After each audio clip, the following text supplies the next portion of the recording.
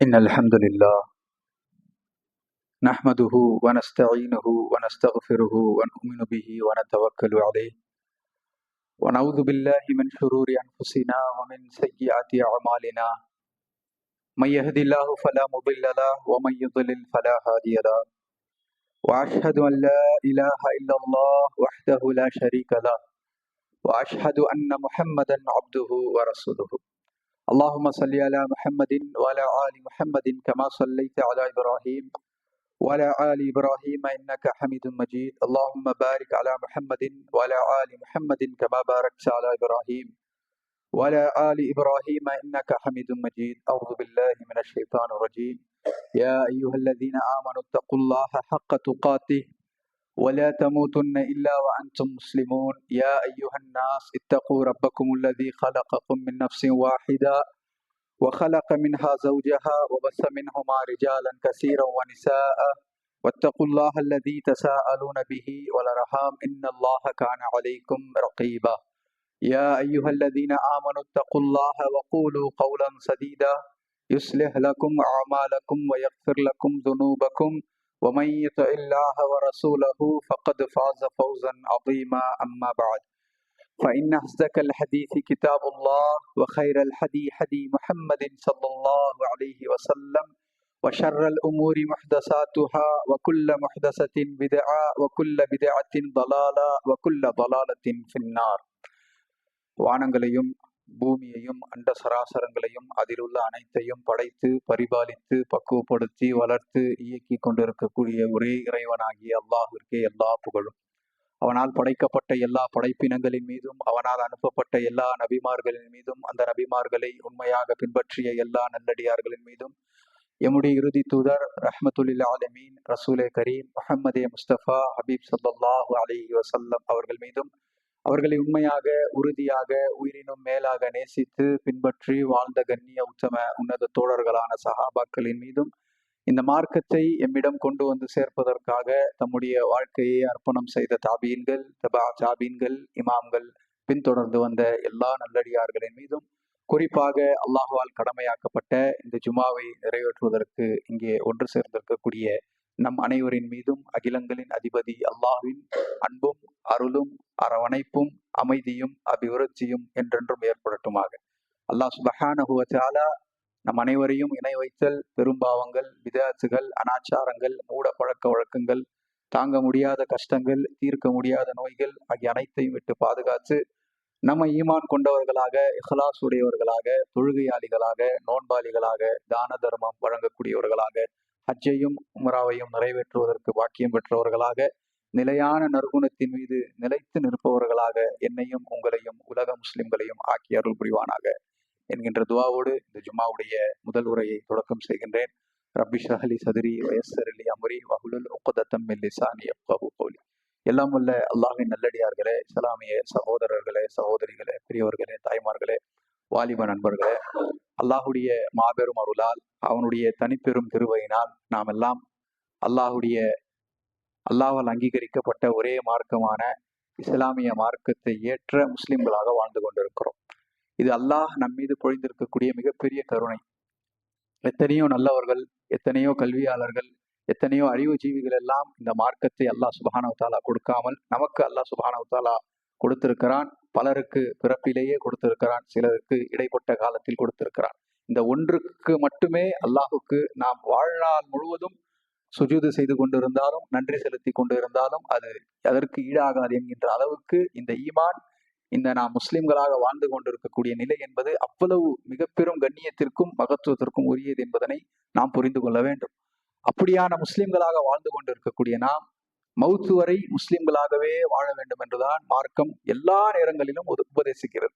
அல்லாஹுடைய தூதர் ஸல்லல்லாஹு அலைஹி வஸல்லம் எங்கே உரை நிகழ்த்தினாலும் இந்த வசனத்தை சொல்லாமல் ஓதாமல் உரை நிகழ்த்த மாட்டார்கள். யா அய்யுஹல்லதீன ஆமனு தக்குல்லாஹ ஹக்க துகாத்திஹி வலா தமூதுன்ன இல்லா வஅன்தும் முஸ்லிமூன். ஈமான் கொண்டோரே, அல்லாஹ்வை அஞ்ச வேண்டிய முறைப்படி அஞ்சுங்கள், முஸ்லிம்களாக அல்லாமல் மரணித்து விடாதீர்கள். ஏனென்றால் ஆட்சியாளர்கள், அதிகார வர்க்கத்தில் இருக்கக்கூடியவர்கள், உலகத்தையே ஆட்டி படைக்கிறோம் என்று சொல்லக்கூடியவர்கள், பெரும் பெரும் கல்வியாளர்கள் எல்லாம் நாளை மறுமையிலே முஸ்லீமாக இல்லை என்பதை மட்டும் நினைத்து மட்டுமே அவர்கள் கவலைப்படுவார்கள் என்று அல்லாஹ் சுப்ஹானஹு வ தஆலா குர்ஆனிலே சொல்லியிருக்கிறார். அவர்கள் சொல்லக்கூடிய வார்த்தை என்னவென்றால், நான் முஸ்லீமாக இருந்து இருக்கக்கூடாதா? இந்த உலகத்தில் யாரெல்லாம் அக்கிரம் செய்தார்களோ, அநியாயம் செய்தார்களோ, மிக பெரும் பேரிழப்புகளை ஏற்படுத்தினார்களோ, யாரெல்லாம் முஸ்லிம்களை இழிவாக, தாழ்வாக, கொடுமைப்படுத்தி இது வாரியான விஷயங்களை செய்து கொண்டு வந்தார்களோ, நாளை மறுமையில் அவர்கள் சொல்லக்கூடிய வார்த்தை, நான் முஸ்லீமாக இருந்திருக்க கூடாதா? ஆனால் அல்லாஹ் அந்த முஸ்லீமாக என்னை, உங்களை இப்போது வைத்திருக்கிறான். இந்த முஸ்லிமான இந்த இஸ்லாமிய வாழ்க்கையை நாம் சரிப்படுத்திக் கொள்ள வேண்டும் என்று சொன்னால், நாம் திரும்ப திரும்ப நம்மை எப்போதும் நம்முடைய ஈமானை, நம்முடைய உள்ளத்தை, எம்முடைய அல்லாஹுக்கும் எனக்குமான தொடர்பை, நான் அல்லாஹுக்கு செய்ய வேண்டிய கடமைகளை, மக்களுக்கு, மனிதர்களுக்கு செய்ய வேண்டிய கடமைகளை, எனக்கு நான் செய்து கொள்ள வேண்டிய கடமைகளை மீண்டும் மீண்டும் அதனை மீள் பரிசோதித்துக் கொண்டே இருக்க வேண்டும். இப்போது நான் சரியாக இருக்கிறேன், அல்ஹம்துலில்லாஹ், நாளை எப்படி இருப்பேன் என்று எனக்கு தெரியாது. ஒவ்வொரு நாளும் எம்மை சரிப்படுத்திக் கொள்வதற்காக, ஒவ்வொரு நாளும் எம்முடைய ஈமானை சுத்தப்படுத்திக் கொள்வதற்காக, தூய்மைப்படுத்திக் கொள்வதற்காக, மெருகேற்றிக் கொள்வதற்காகத்தான் இபாதத்துக்கள் மீண்டும் மீண்டும் கடமையாக்கப்பட்டு இருக்கின்றன. ஒரு நாளைக்கு 5 வக்து தொழுகை ஏன் கடமையாக்கப்பட்டது? வருடந்தோறும் ரமதான் ஏன் கடமையாக்கப்பட்டது? ஆயுளுக்கு ஒரு முறை ஹஜ்ஜி ஏன் கடமையாக்கப்பட்டது? உங்களால் முடிந்தால் உமராவிற்கு செல்லுங்கள் என்று அல்லாஹ் சுப்ஹானஹு வ தஆலாவும் அல்லாஹ்வுடைய தூதரும் வலியுறுத்தினார்கள். தான தர்மங்களை செய்து கொண்டே இருங்கள் என்று ஏன் சொன்னார்கள்? இவையெல்லாம் ஒரு மனிதன் முஸ்லீமாகவே மௌத்து வரை வாழ வேண்டும் என்பதற்காகத்தான். அப்போ அனைத்திற்குமான ஒரு அடிப்படை ஒன்று அல்லாஹ் சுப்ஹானஹு வ தஆலா அவனுடைய மார்க்கத்தில் ஒரு முஸ்லிமுக்கு வைத்திருக்கிறான். அது என்னவென்று சொன்னால், அவனுடைய உள்ளத்தை அவன் சரிப்படுத்திக் கொள்ள வேண்டும். தன்னுடைய உள்ளம் சரியான ஒரு உள்ளமாக இருக்க வேண்டும். உள்ளத்தை ஒருவன் சரிப்படுத்தி கொண்டால், உள்ளத்தை ஒருவன் பேணி கொண்டால், தன்னுடைய உள்ளத்தை ஒரு முஸ்லிம் பக்குவப்படுத்தி கொண்டால், இன்ஷா அல்லாஹ் அல்லாஹ்வின் மீது சத்தியமிட்டு சொல்லலாம், மௌத்து வரை அவன் முஸ்லிமாக வாழலாம். ஆனால் அவன் செய்ய வேண்டியது, தன்னுடைய உள்ளம் எந்த நிலையில் இருக்கிறது என்பதனை அவ்வப்போது அவன் பார்த்து கொண்டே இருக்க வேண்டும். கர்வம் ஏறிவிட்டதா, தலைகணம் ஏறிவிட்டதா, பிறரை இழிவாக பார்க்கிறனா, பிறரை கேவலமாக பார்க்கிறனா, நான் தான் எல்லாவற்றையும் செய்யக்கூடியவன், நான் தான் மிகப்பெரியவன், என்னை தாண்டி எதுவும் இல்லை என்கின்ற போக்கெல்லாம் என்னிடத்தில் இருக்கிறதா, என்னுடைய தொழுகையை குறித்து நான் பெருமை கொள்கிறனா, என்னுடைய சுன்னத்தான நஃபிலான வணக்க வழிபாடுகளை கொண்டு நான் பெருமை கொள்கிறனா, என்னுடைய மனைவிடத்தில், தாய் தந்தையிடத்தில், பிள்ளையிடத்தில் நான் இல்லை என்று சொன்னால் உங்களுடைய நிலைமை என்னவாகும் என்கின்ற வார்த்தை பிரயோகங்களை உபயோகிக்கிறான். இது போன்ற விஷயங்கள் எல்லாம் என்னுடைய உள்ளம் சீர்கெட்டு கொண்டு இருக்கிறது என்பதற்கான அடையாளம். ஆக ஒரு முஸ்லிம் செய்ய வேண்டிய பணி, எப்போதும் செய்ய வேண்டிய பணி என்னவென்று சொன்னால், அவனுடைய உள்ளம் எப்படி இருக்கிறது, அந்த உள்ளத்தை அவன் சுத்தப்படுத்துவதற்கும் தூய்மைப்படுத்துவதற்கும் தயாராகி கொண்டே இருக்க வேண்டும். அதற்கு அவன் முயற்சி செய்து கொண்டே இருக்க வேண்டும். அதனால்தான் மார்க்கம் உள்ளத்தை குறித்து நிறைய விஷயங்களை பேசியிருக்கிறது. உளவியல் துறை என்கின்ற துறையில் உள்ளத்தை குறித்து பேசுவார்கள். ஆனால் உள்ளத்தை பற்றிய ஒரு சரியான பார்வை யாருக்கும் கிடையாது. மார்க்கத்திற்கு வெளியே இருக்கக்கூடிய சைக்காலஜி என்கின்ற ஒரு பதத்தை பயன்படுத்தக்கூடிய யாராக எடுத்துக்கொண்டாலும், உள்ளம் என்பதற்கான ஒரு டெபினேஷன், ஒரு வரைவிலக்கணத்தை அவர்கள் தந்துவிடவே முடியாது. இன்றும் கூட பல கல்வியாளர்கள், பல நிபுணர்கள் உள்ளமும் எண்ணமும் சிந்திக்கக்கூடிய இந்த எண்ணம் இருக்கிறது, இந்த எண்ணமும் உள்ளமும் ஒன்றுதான் என்று சொல்லிக் கொண்டிருக்கிறார்கள். ஆனால் மார்க்கம் தனித்தனியே இரண்டையும் தனித்தனியே பிரித்து, அது வேறு இது வேறு என்பதனை பிரித்து காட்டுகிறது. எண்ணம் நீ என்ன வேண்டுமானாலும் சிந்திக்கலாம், எண்ணம் நீ என்ன வேண்டுமானாலும் யோசித்து பார்க்கலாம், எண்ணம் கண்ட குப்பைகளையும் உன்னுடைய எண்ணத்தில் கொண்டு வரலாம். ஆனால் அதை வடிவமைத்து, அதை ஃபில்டர் செய்து கொண்டு வருவது உள்ளம். எது சரி எது தவறு என்ற பக்குவத்தை உனக்கு தருவது இந்த உள்ளம். இந்த உள்ளத்தில் தான் நீ எண்ணக்கூடிய எல்லாவற்றையும், இந்த உலகத்திலே யாரை பார்த்தாலும் நீ தவறாக எண்ணிக்கொள்ளலாம். எந்த ஒன்றை பார்த்தாலும் உனக்கு தேவையானவாறு அதை நீ சிந்தித்துக் கொள்ளலாம். ஆனால் அது சரியானதா தவறானதா, அதை நான் செய்ய போகிறேனா இல்லையா, இதை பேச போகிறேனா இல்லையா, இதை எப்படி நான் நடைமுறைப்படுத்த போகிறேன் என்கின்ற அந்த ஃபில்டர், அது செய்யக்கூடிய முடிவெடுக்கக்கூடிய தன்மையை அல்லாஹ் உள்ளத்தில் வைத்திருக்கிறான். அந்த உள்ளம் சரியாக ஒருவனுக்கு அமைந்து விட்டால் அல்ஹம்துலில்லாஹ் அவனுடைய வாழ்க்கை முழுவதும் சரியாக அமைந்தும். அதனால்தான் அல்லாஹ்வுடைய தூதர் ஒருவருடைய ஆடையையோ, ஒருவருடைய பேச்சையோ, ஒருவருடைய உடலமைப்பையோ அல்லாஹ் பார்ப்பதில்லை. மாறாக அல்லாஹ் பார்க்கக்கூடியது உங்களுடைய உள்ளத்தை.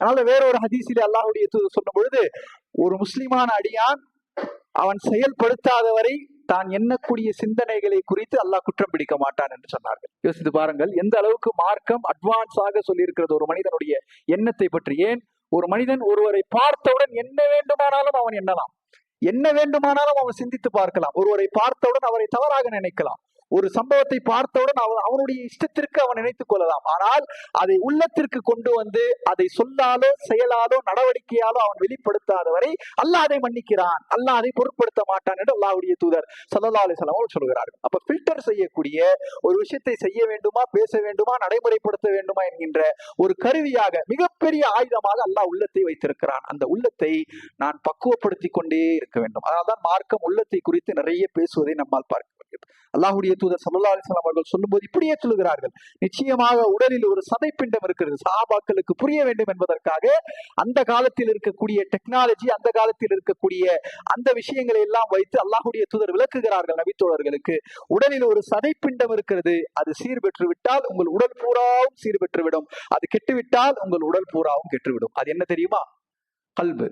அதுதான் உள்ளம் என்று அல்லாஹ்வுடைய தூதர் ஸல்லல்லாஹு அலைஹி வஸல்லம் அவர்கள் சொல்லி காட்டுகிறார். அது தாண்டி அல்லாஹ் சுப்ஹானஹு வ தஆலா உள்ளத்திற்கென்று சில இயல்பை வைத்திருக்கிறார். உள்ளத்திற்கென்று அல்லாஹ் சுப்ஹானஹு வ தஆலா இயல்பை வைத்திருக்கிறார். அவருடைய புத்தகம் குர்ஆனிலே 91வது வசனத்தினுடைய 7 முதல் 10 வசனங்கள், 3-4 வசனங்களில் அல்லாஹ் சுப்ஹானஹு வ தஆலா சொல்லும்போது பாருங்கள், வன் நஃப்ஸி வமா ஸவ்வாஹா ஃபல்ஹமஹா ஃபுஜூரஹா வ தக்வாஹா கத் அஃப்லஹ மன் ஸக்காஹா வ கத் காப மன் தஸ்ஸாஹா. மனித உள்ளத்தின் மீதும் அதை வடிவமைத்தன் மீதும் சத்தியமாக அல்லாஹ் சுப்ஹானஹு வ தஆலா மனிதனுடைய உள்ளத்தின் மீதும் அதை வடிவமைத்தன் மீதும் சத்தியமாக என்று அல்லாஹ் சுப்ஹானஹு வ தஆலா சொல்லி அதற்கு அவன் பாவங்களையும் நன்மைகளையும் அறிந்து கொள்ளும் ஆற்றலை கொடுத்திருக்கிறான். நான் ஏற்கனவே சொன்னது போன்று உள்ளத்திற்கு அல்லாஹ் எது பாவம் எது நன்மை எது தீமை என்கின்ற அந்த பிரித்து பார்க்கக்கூடிய ஆற்றலை அல்லாஹ் உள்ளத்திற்கு கொடுத்திருக்கிறான். எண்ணத்திற்கு கொடுக்கவில்லை. எண்ணம் எதை வேண்டுமானாலும் சிந்திக்கும்.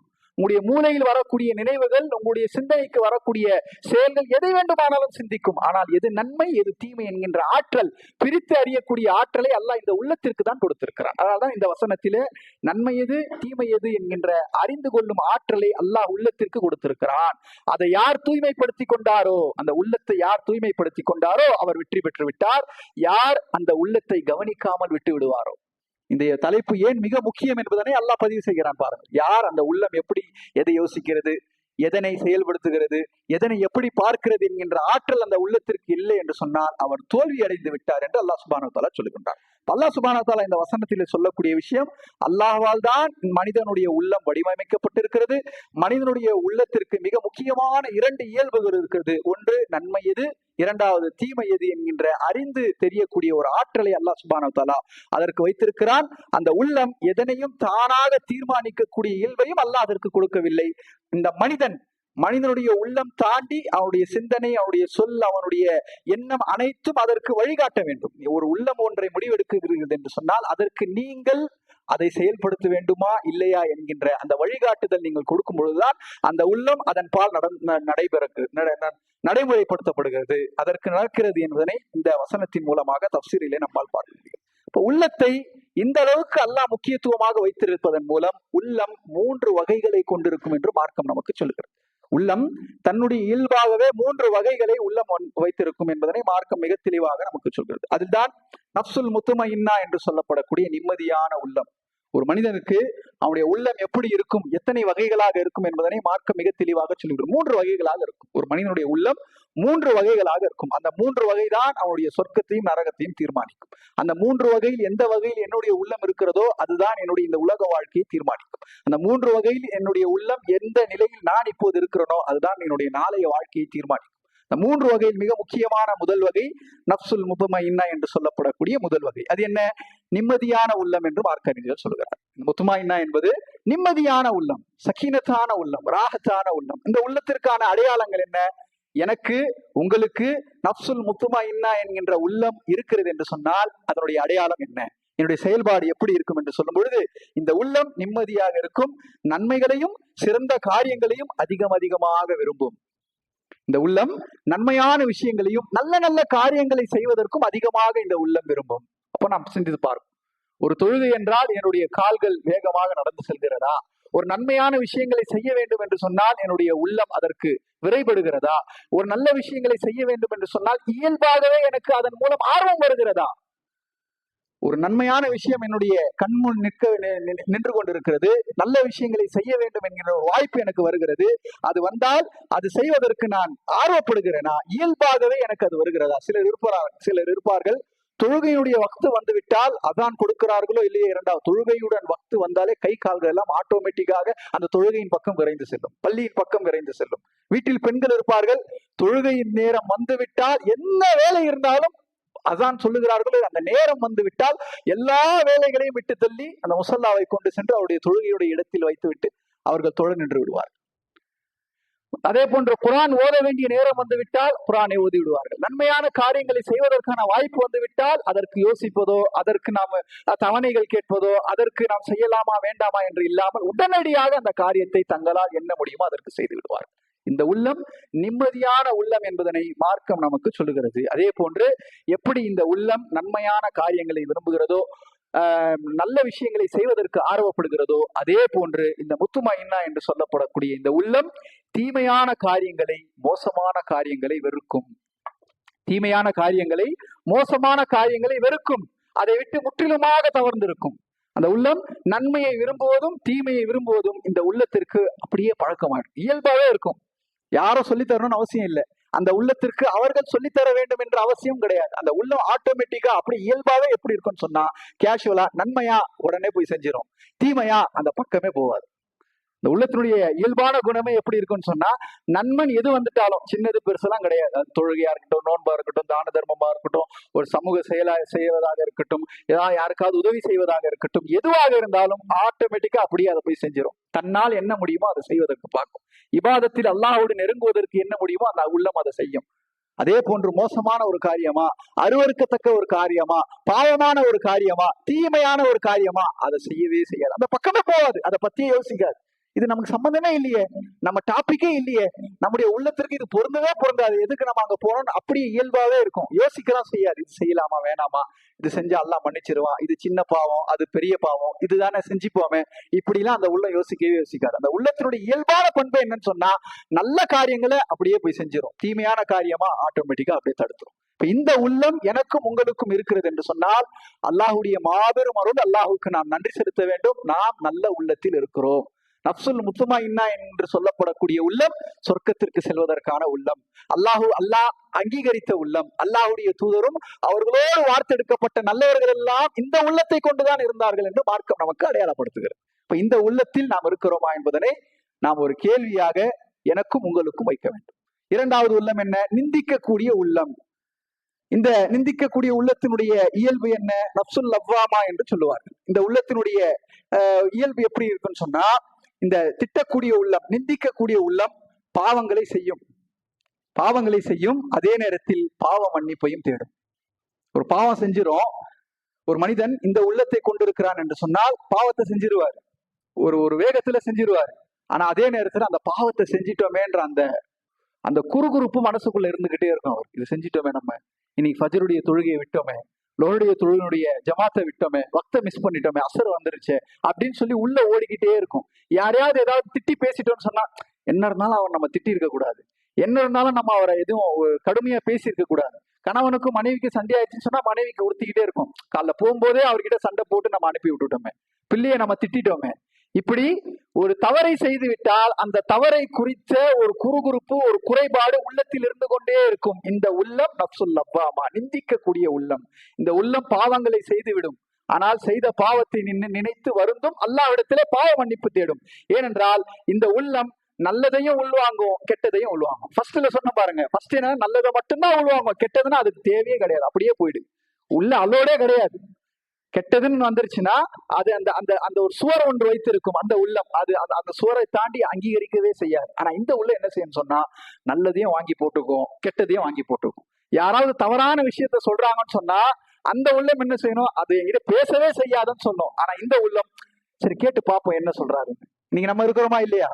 யாராவது ஒரு சகோதரரை பற்றி, ஒரு சகோதரியை பற்றி தவறான விஷயம் அவங்க என்ன செஞ்சாங்கன்னு தெரியுமா அப்படின்னும் போது அந்த உள்ள என்ன செய்யும், அது எனக்கு தேவையில்லப்பா, நீ போப்பா வேலையை பார்த்துன்னு சொல்லிடும். ஆனா இந்த உள்ள என்ன செய்யும், ஃபர்ஸ்ட் கேட்போம், அது நல்லதா கெட்டதான்னு ஃபர்ஸ்ட் நம்ம பார்ப்போம், அப்புறம் அது சம்பந்தமா மத்தவங்க கிட்ட சொல்லாம வேணாமா நம்ம முடிவெடுப்போம். இப்படிதானே பெரும்பாலும் நம்ம இருக்கிறோம். இந்த உள்ளம் நிந்திக்கக்கூடிய உள்ளம், அல்லாஹ்வால் அங்கீகரிக்கப்படுவது என்பது இந்த உள்ளத்தால் கொஞ்சம் சிரமமானது என்பதை நாம் புரிந்து கொள்ள வேண்டும்.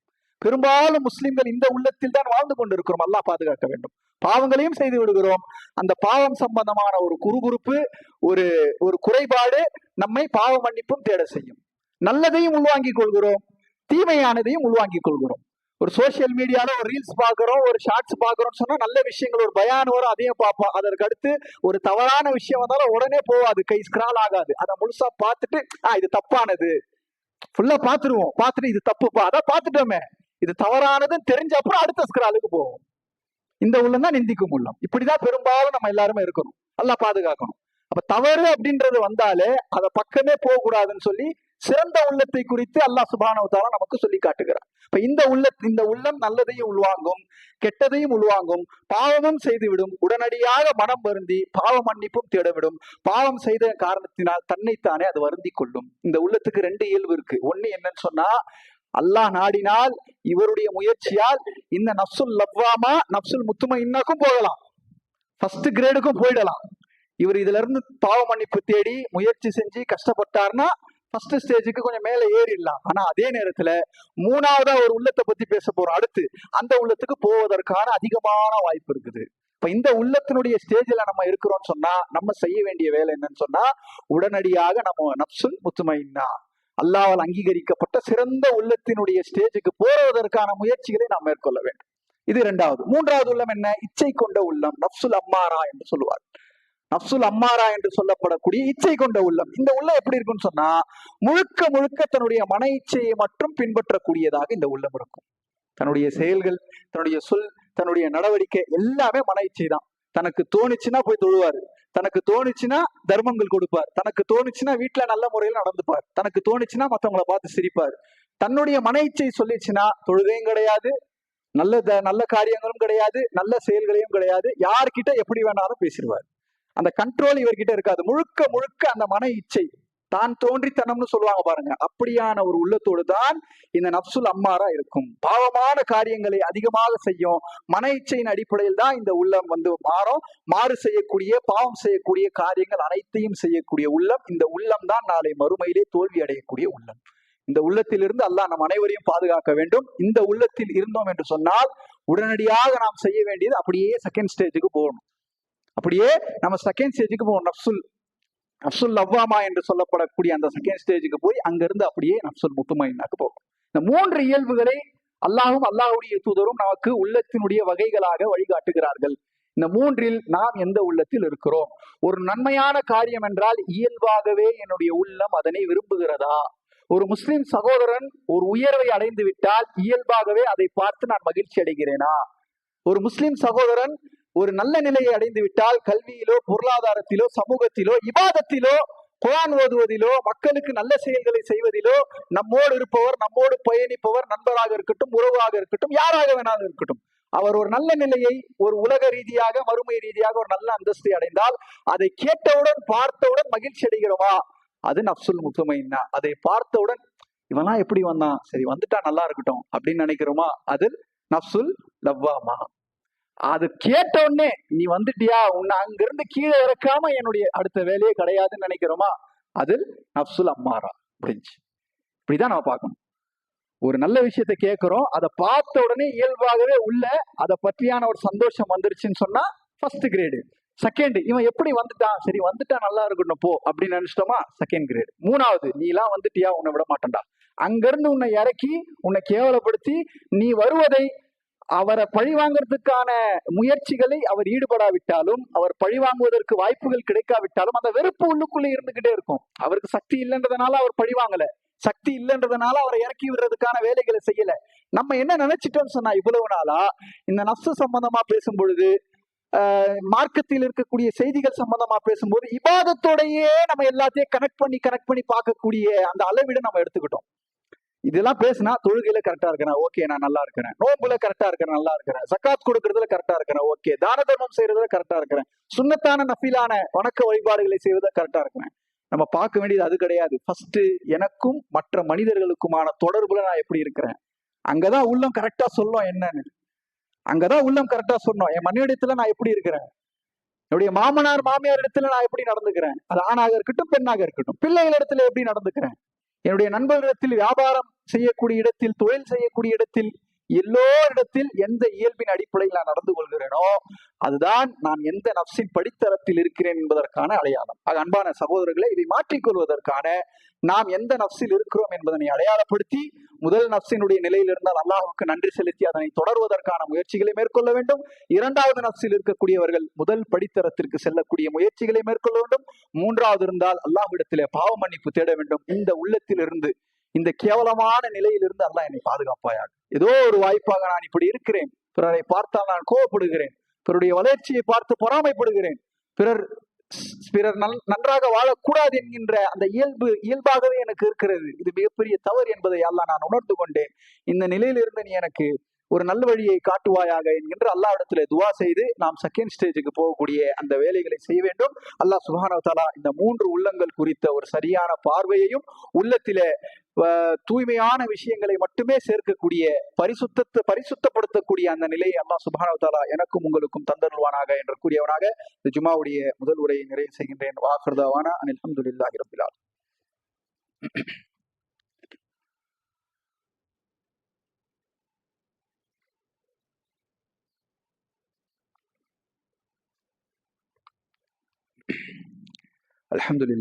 அல்ஹம்துலில்லாஹி ரப்பில் ஆலமீன். அஸ்ஸலாத்து வஸ்ஸலாம் அலா சய்யிதினா ஹபீபினா முஹம்மத் வஅலா ஆலிஹி வஸ்ஹாபிஹி அஜ்மஈன். அன்பான சகோதர சகோதரிகளே, ஜும்மாவுடைய முதல் உரையில் உள்ளம் சம்பந்தமான சில முக்கியமான விஷயங்களை பார்த்தோம். அதனுடைய தொடர்ச்சியாக உள்ளத்தை மார்க்க அறிஞர்கள் வேறு ஒரு வடிவத்தில் 3ஆக பிரித்திருக்கிறார்கள். அதில் கல்புன் சலீம் என்று சொல்லப்படக்கூடிய ஆரோக்கியமான உள்ளம். ஒருவருடைய உள்ளம் ஆரோக்கியமாக இருப்பதற்கான அடையாளங்களாக அல்லாஹ் சுப்ஹானஹு வ தஆலா சொல்லியிருப்பது குர்ஆன் வசனத்திலே அல்லாஹ் பயன்படுத்துகிறான். 26வது அத்தியாயத்துடைய 88, 89 ஆகிய வசனங்களை அல்லாஹ் சொல்லுகின்றான். யௌம லா யன்ஃபஉ மாலுன் வலா பனூன இல்லா மன் அத்தல்லாஹ பிகல்பின் சலீம். கல்பின் சலீம் என்று அல்லாஹ் சொல்கின்றான். சலீம் நிம்மதியான ஒரு உள்ளம், ஆரோக்கியமான ஒரு உள்ளம். அந்த நாளில் செல்வமும் பிள்ளைகளும் எந்த பயனும் அளிக்க மாட்டார்கள்.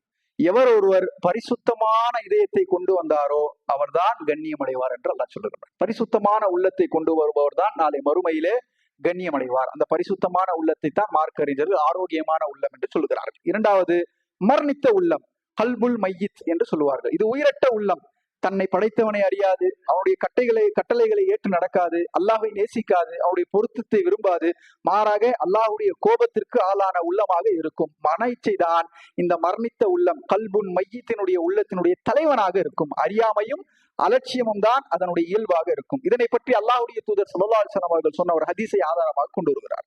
அபி மூசா ரலியல்லாஹு அன்ஹு அவர்கள் அறிவிக்கிறார்கள், கால நபி ஸல்லல்லாஹு அலைஹி வஸல்லம் மஸலுல்லதி யذ்குரு ரப்பஹு வல்லதி லா யذ்குரு மஸலுல் ஹய்யி வல் மய்யித். அதாவது ரசூலுல்லாஹி ஸல்லல்லாஹு அலைஹி வஸல்லம் அவர்கள் சொல்கிறார்கள், யார் தன்னுடைய இறைவனை, தன்னுடைய ரப்பை நினைவு கூர்ந்து போற்றுகிறவருடைய நிலை எப்படி என்று சொன்னால், தன்னுடைய ரப்பை zikr செய்யக்கூடியவருடைய நிலை, ரப்பை zikr செய்யாதவருடைய நிலைக்குமான அந்த கம்பாரிசன், அந்த ஒப்பீடு எப்படி என்று சொன்னா, உயிரோடு இருக்கிறவனுக்கும் உயிரோடு இல்லாதவனுக்கும் இருக்கக்கூடிய வித்தியாசம்.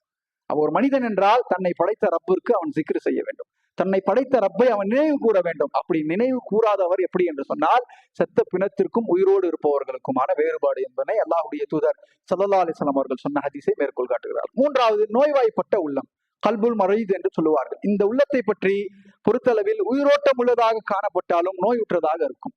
கொஞ்சம் உயிரோட்டம் இருக்கும், இபாதத்தின் மீது ஆர்வம் இருக்கும், அல்லாஹ்வின் பக்கம் நெருங்க வேண்டும் என்கின்ற அந்த நிலை இருக்கும். அதே இருந்தாலும் பாவங்களை செய்யக்கூடிய, உலக விஷயங்களை அனுபவிக்கக்கூடிய, அதே போன்று மன இச்சையின் பக்கம் போகக்கூடிய அந்த நிலையிலும் இருக்கும். இந்த அல்லாஹ்வின் மீது இந்த உள்ளத்திற்கு அன்பு இருக்கும், உறுதியான விசுவாசம் இருக்கும். இருந்தாலும் தவறான விஷயங்களின் பக்கம் இந்த உள்ளம் ஆர்வமுடையதாக இருக்கும். தவறான விஷயங்களின் பக்கம் அதிக ஈடுபாடு உடையதாக இந்த உள்ளம் இருக்கும். இந்த உள்ளத்தை பற்றி இந்த நோய் முற்றிற்று அப்படின்னு சொன்னா அவர் மரணித்த உள்ளம், மையத்தான உள்ளத்திற்கு போவதற்கான, டிரான்ஸ்பர் ஆவதற்கான எல்லா வாய்ப்புமே இருக்கு.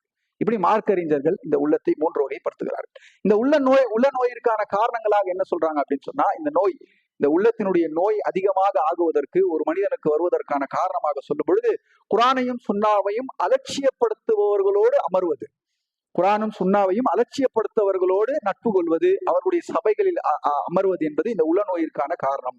அதே போன்று துனியாவின் மீது அதிகமான நேசம் வைப்பது, துனியா என்று அளவுக்கு அதிகமாக துனியாவின் மீது நேசம் வைப்பது, அல்லாஹ்வை நினைவு கூறுவதில் அலட்சியம் செய்வது, அல்லாஹ்வை திக்ர் செய்வதில், இபாதத்து செய்வதில் அலட்சியம் செய்வது, மன இச்சையை பின்பற்றுவது, புறம் பேசுவது, பிறரை பற்றி கோல் சொல்வது, பிறரை பற்றி அவதூறு பேசுவது, இதெல்லாம் மன நோய். நம்ம ஒரு மனுஷனுக்கு செய்யக்கூடிய புறமா இருக்கட்டும், குறையா இருக்கட்டும், துரோகமா இருக்கட்டும், அநீதியா இருக்கட்டும், அதெல்லாம் உள்ளத்தை பாழ்படுத்தும், உள்ளத்தை குப்பையாக்கும் என்பதனை மார்க்கம் நமக்கு சொல்கிறது. அதே போன்று வட்டி வாங்குவது, வட்டியிலே இருப்பது, லஞ்சம் வாங்குவது போன்ற விஷயங்கள் எல்லாம் இந்த உளநோயிற்கான காரணங்களாக நமக்கு சொல்கிறது. இதிலிருந்து வெளிவதற்கான தீர்வுகளை மார்க்கம் எப்படி சொல்கிறது? அதிகமாக அல்லாஹ்விடத்திலே துஆ செய்யுங்கள். அல்லாஹ்விடத்திலே துஆ செய்யக்கூடிய நிறைய துஆக்களை அல்லாஹ் சுப்ஹானஹு வ தஆலா அல்லாஹ்வுடைய தூதர் மூலம் நமக்கு கற்று தந்திருக்கிறார்கள். அதிகமாக அல்லாஹ்வை திக்ர் செய்யுங்கள், அல்லாஹ்விடத்தில் அதிகமாக தௌபா செய்யுங்கள். நாம் செய்த பாவத்தை உணர்ந்து அல்லாஹ்விடத்தில் அதிகமாக தௌபா செய்ய வேண்டும். நல்ல மக்களோடு கலந்திருப்பது, நல்ல இபாதத்சாலிகளோடு, கல்வியாளர்களோடு, நல்ல மக்களோடு நட்பு கொள்ளுதல், இபாதத்துகளை அதிகமாக படுத்துதல், மார்க்க பணிகளை அதிகமாக செய்தல், மார்க்க பணிகளில் நம்மை அதிகமாக ஈடுபடுத்திக் கொள்வது, மார்க்க சூழலில் வாழ்வது, நல்ல நண்பர்களை தேர்ந்தெடுப்பது, இதெல்லாம் நல்ல உள்ளத்திற்கு நாம் செல்வதற்கான காரணங்களாக மார்க்க அறிஞர்கள் நமக்கு சொல்லுகிறார்கள். எல்லாம் தாண்டி நமக்கு சில துவாக்களையும் கற்றுத் தந்திருக்கிறார்கள். அல்லாஹும்ம யா முகல்லிபல் குலூப் சப்பித் கல்பி அலா தீனி. உள்ளங்களை புரட்டக்கூடியவனே என்னுடைய உள்ளத்தை தீனின் பக்கம் புரட்டுவாயாக, தீனின் பக்கம் மாற்றுவாயாக. அல்லாஹும்ம ஆத்தி நஃப்ஸி தக்வாஹா வஸக்கிஹா அன்த கைரு மன் ஸக்காஹா அன்த வலியுஹா வ மௌலாஹா. இந்த துஆவை அல்லாஹ்வுடைய தூதர் ஸல்லல்லாஹு அலைஹி வஸல்லம் அவர்கள் அதிகமாக கேட்டிருக்கிறார்கள். சுஜூதிலே கேட்டிருக்கிறார்கள், அமர்ந்த போது கேட்டிருக்கிறார்கள், பயணம் செய்யும் போது கேட்டிருக்கிறார்கள். அல்லாஹும்ம ஆத்தி நஃப்ஸி தக்வாஹா, யா அல்லாஹ் என்னுடைய உள்ளத்திற்கு நீ தக்வாவை தருவாயாக, என்னுடைய உள்ளத்திற்கு நீ தக்வாவை தருவாயாக. வஸக்கிஹா, அந்த உள்ளத்தை தூய்மைப்படுத்துபவன், பக்குவப்படுத்துபவன் நீதான். அந்த கைரு மன் ஸக்காஹா, நீதான் அதிலேயே சிறந்தவன். அந்த வலியுஹா வ மௌலாஹா, இந்த உள்ளத்திற்கெல்லாம் எஜமானன் நீதான் யா அல்லாஹ் என்று அல்லாஹ்வுடைய தூதர் ஸல்லல்லாஹு அலைஹி வஸல்லம் அவர்கள் துஆ செய்த அந்த ஹதீஸ்களையும் நாம் பார்க்க செய்கிறோம். இந்த உள்ளம் சரியாக இருக்க வேண்டும் என்று சொன்னால் தொடர்ந்து நாம் மீள் பரிசோதனை செய்து கொண்டே இருக்க வேண்டும். உள்ளம் எதை நோக்கி செல்கிறது என்கின்ற அந்த கேள்விகளை நமக்கு நாமே எழுப்பிக் கொள்ள வேண்டும். நல்ல மக்களோடு அமர்வது, இபாதத்துகளை அதிகப்படுத்துவது, நன்மையான காரியங்களை அதிகமாக செய்வது, பாவமான காரியங்களை வெறுப்பது போன்ற விஷயங்களை செய்வதன் மூலம் அல்லாஹ்வை திக்ர் செய்வது, அல்லாஹ்விடத்தில் அதிகமாக துஆக்களை செய்வது, நல்ல உள்ளத்திற்கு நாம் செல்ல வேண்டிய வழிமுறைகளாக மார்க்கம் நமக்கு சொல்லி காட்டுகிறது. அன்பான சகோதர சகோதரிகளே, மறுமையினுடைய வெற்றி என்பது உள்ளத்தை பரிசுத்தப்படுத்துவதில் தான் இருக்கிறது. உள்ளத்தை பரிசுத்தப்படுத்துவதில் தான் இருக்கிறது. உள்ளத்தை தூய்மைப்படுத்துவதில் தான் இருக்கிறது. அந்த தூய்மையான உள்ளத்தை கொண்ட மக்களாக அல்லாஹ் சுப்ஹானஹு வ தஆலா என்னையும் உங்களையும் உலக முஸ்லிம்கள் ஆக்கி அருள் புரிவானாக. அதற்கான எல்லா முயற்சிகளையும் நடவடிக்கைகளையும் எடுத்து நம்மையும் நம்முடைய குடும்பத்தையும் நரக நெருப்பிலிருந்து பாதுகாப்பு பெற்ற நல்ல குடும்பமாக அல்லாஹ் சுப்ஹானஹு வ தஆலா ஆக்கி அருள் புரிவானாக.